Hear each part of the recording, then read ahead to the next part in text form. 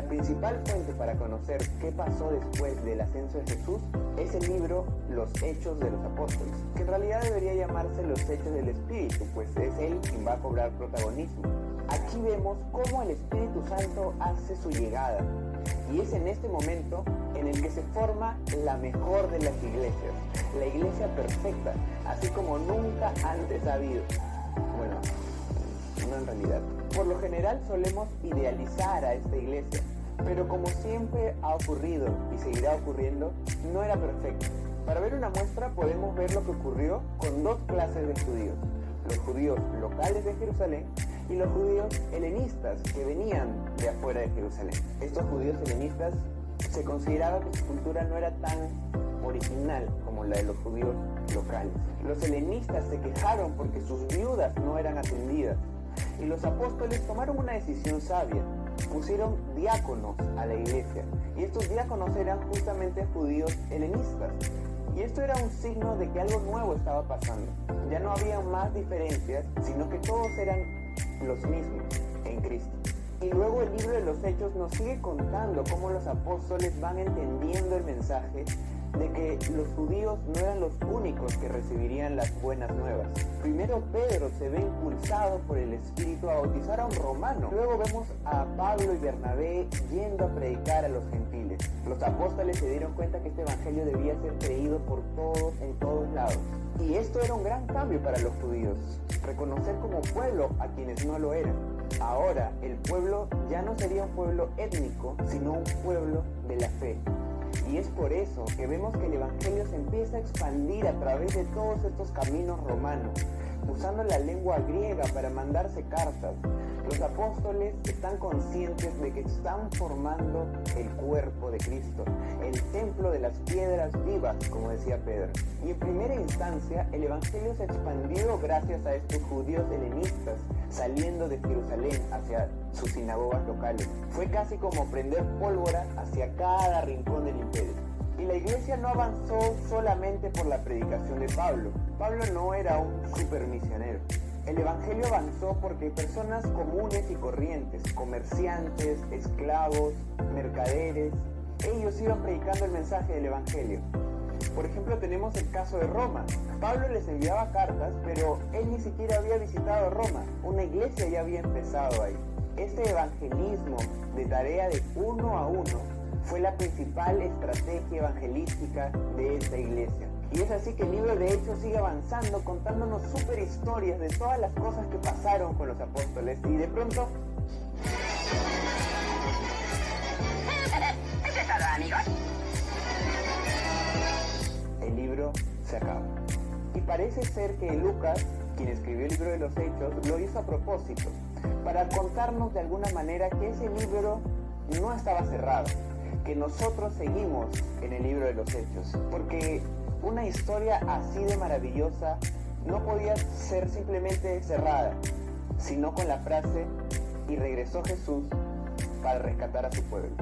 Después de que se cierra el libro de los Hechos, es un poco difícil hacerle el seguimiento a los apóstoles, porque hay muchas historias y mitos entretejidos. Pero de entre las historias más certeras, sabemos de que Pedro y Pablo estuvieron en Roma, y durante una persecución producida por Nerón, que hablaremos de eso en otro video, ellos mueren una muerte de mártir. Sobre Tomás podemos saber de que él fue hasta la India a predicar el evangelio, y hay registros muy antiguos que dan testimonio de esto. Y por último, sabemos de la muerte de Juan el apóstol, más o menos en el año 100, allá en la isla de Patmos. Y es así con estas pequeñas muestras que vemos que ser testigos de este mensaje no fue una tarea fácil.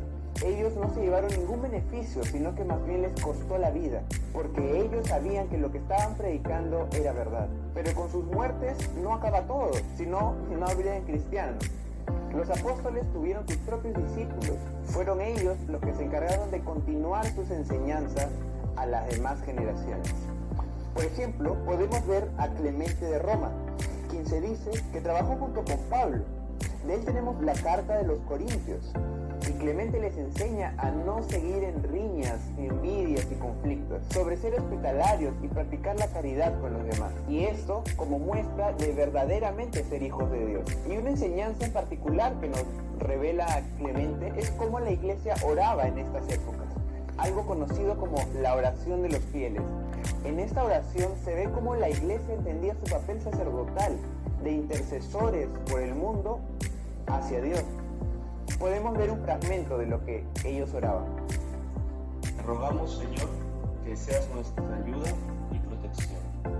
Salva a los atribulados, compadécete de los humildes, levanta a los caídos, muéstrate a los necesitados, cura a los enfermos, vuelve a los extraviados del pueblo, alimenta a los hambrientos, redime a los cautivos, da salud a los débiles, conozcan todas las naciones que tú solo eres Dios, y Jesucristo tu siervo, y nosotros tu pueblo y ovejas de tu rebaño. Y también tenemos al obispo Policarpo, que se dice que fue discípulo de Juan.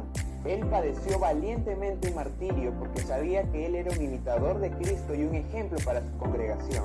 Primero podían participar los catecúmenos, pues eran enseñadas las que se conocían como las memorias de los apóstoles, y también las enseñanzas del Antiguo Testamento. Y entre oraciones, cánticos e himnos, estas reuniones podían durar horas, porque las personas en esta época no tenían Biblias en su casa y tenían que estudiar lo más posible en ese momento.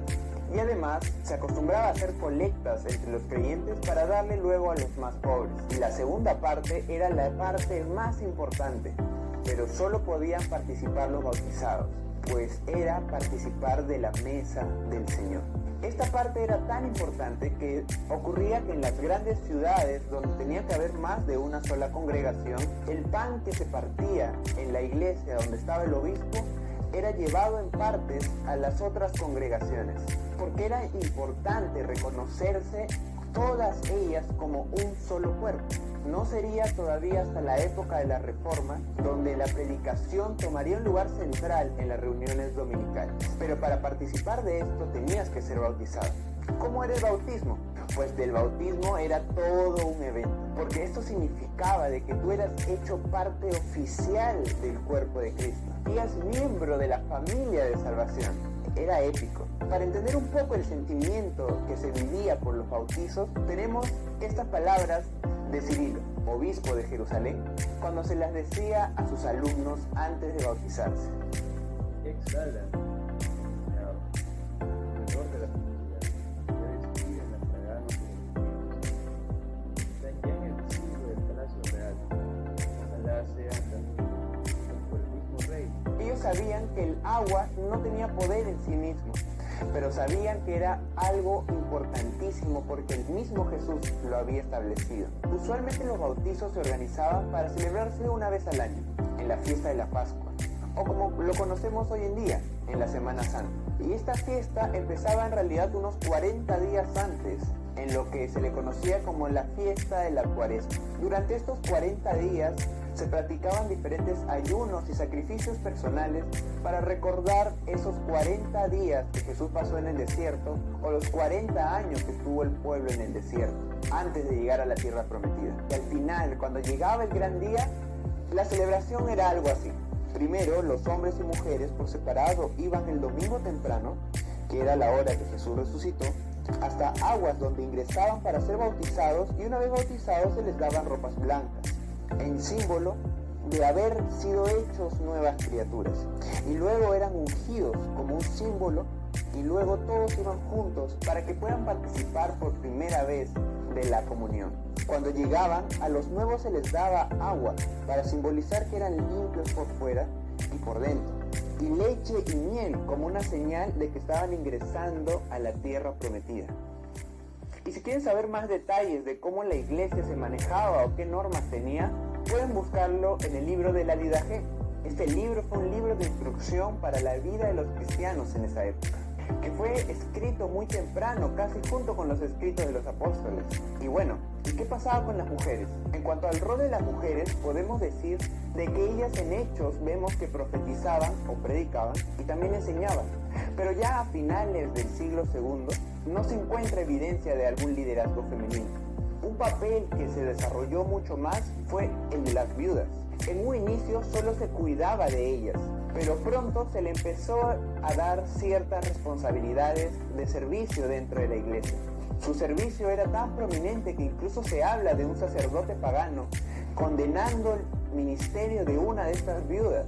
O también se tiene evidencia de que las viudas le enseñaban a los catecúmenos. Con el pasar del tiempo, el término viuda terminó incluso refiriéndose a mujeres jóvenes que se decidieron por no casar y vivir para el servicio de la iglesia. Y sería esto lo que en el futuro daría luz al movimiento monástico femenino. Pero ya hablaremos de eso en otro video. Y es así con muchas de estas cosas que la iglesia va formándose en medio de muchos retos y complicaciones, pero también con mucha variedad, tanto así que se les empezó a conocer como la nueva raza. Judíos, griegos y romanos llamándose hermanos. Y también vemos que esta iglesia fue de un origen muy humilde, porque en su mayoría estaba formada por gente de clase baja y sin muchos estudios. Y es por eso que muchos paganos se burlaban de los cristianos, pero en medio de esas burlas se levantarían apologistas para dar defensa de la fe. Y ya hablaremos de eso en otro video. Y no nos olvidemos que estas costumbres están creciendo en medio de una Roma que va a ser muy, pero muy violenta en contra de los cristianos. Tenían que vivir atentos a la persecución que podía levantarse o también a las malas enseñanzas que se podían formar dentro de la iglesia. Definitivamente no eran tiempos fáciles. Pero estas cosas las veremos en un siguiente video. Y ahora es tu turno. Cuéntanos, ¿cómo son las reuniones en tu iglesia? ¿Cómo celebran ustedes los bautizos? ¿Tienen alguna oración especial o ninguna de estas prácticas se forma ya en tu iglesia? Y también no te olvides, si tienes alguna duda, por favor, escríbela abajo en los comentarios y buscaremos contestarla.